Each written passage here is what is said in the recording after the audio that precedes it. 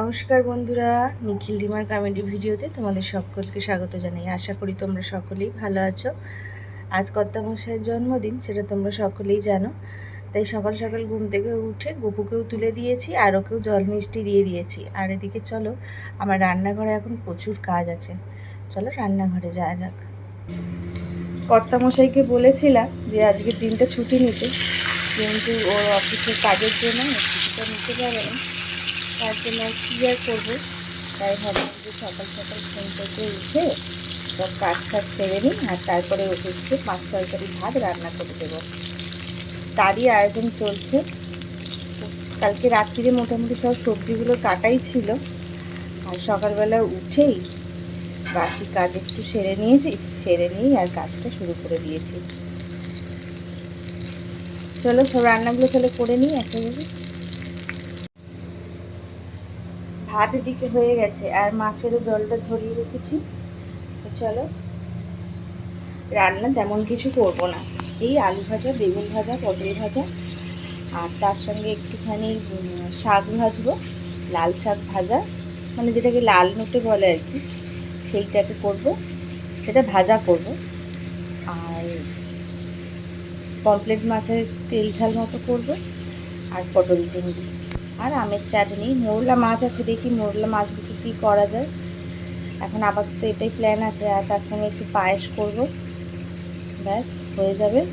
কিন্তু 9টার মধ্যে করে উঠতে পারবো কিনা সেটা একটু চিন্তার মধ্যে আছি। এখন বাজে 6:30। চলো দেখা যাক কতদূর কী করতে পারি।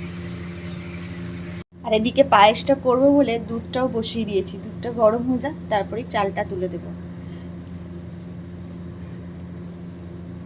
দুধটা গরম হচ্ছে, হোক ততক্ষণ আমি এদিকে মাছটার নুন হলুদ মাখিয়ে দিয়েছি। এই আলু পটল এগুলো সব ভাজা হয়ে যাক, তারপরেই আমি মাছটাকে ভেজে নিয়ে মাছের ঝালটা বসিয়ে দেবো। আলুটা ভাজা হয়ে গেছে, এবার পটলটা ভেজে নিই। রান্না মোটামুটি কমপ্লিট হয়ে গেছে, এখনো শাকটা বাকি। আর এই দেখো কর্তামশাই দাঁড়িয়ে আছে অফিস যাবে বলে, আমি দাঁড় করিয়ে রেখেছি। দাঁড়াও, শাকটা হয়ে যাক, তারপর যাবে। মুখটা দেখাও মুখটা। তো চলো, এই যে মাছের ঝাল, পটল চিংড়ি, 3 রকম ভাজা, চাটনি, পায়েস হয়ে গেছে। আর এই শাক ভাজাটা হলেই হয়ে যাবে। খাবারগুলো প্যাক করে দিই।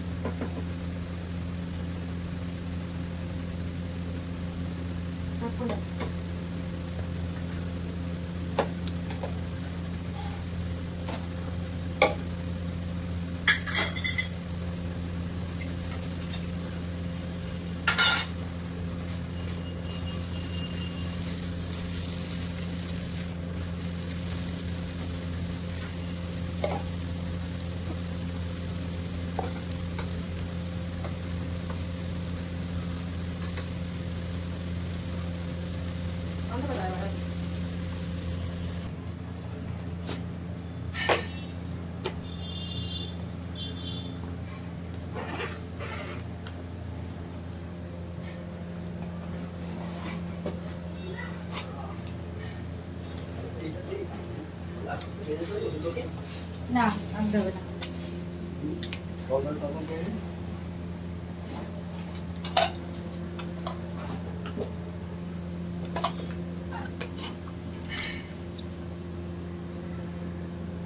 কমপ্লিট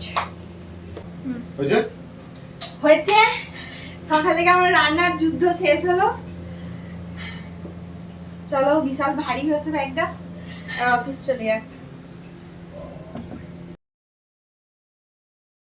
সবে রান্নাটা হলো, এখন অনেক কাজ বাকি, বিছানাপত্র কিচ্ছু তোলা হয়নি। কর্তামশাই অফিসে বেরিয়ে যাক, তারপর সব কাজগুলো সারবো। আর এদিকে বড়দিদি আবার ছোট দিদি দুজনে মিলে বায়না করছে লুচি খাবে। আমি বললাম দাঁড়া, পাপা বেরিয়ে যাক, তারপরে চলো আবার লুচি করি। বড়দিদি বেলে দিচ্ছে, লুচিগুলো করে নি।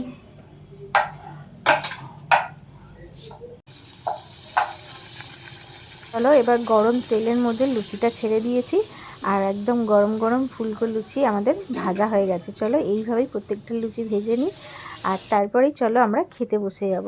চলো ব্রেকফাস্টটা সেরে নিই। আজকের ভিডিওটা এই পর্যন্তই থাক, আবার ফিরে আসবো নতুন কোনো ভিডিও নিয়ে। ভিডিওটা যদি তোমাদের ভালো লাগে অবশ্যই একটা লাইক দিও আর কমেন্টে জানিও তোমাদের কেমন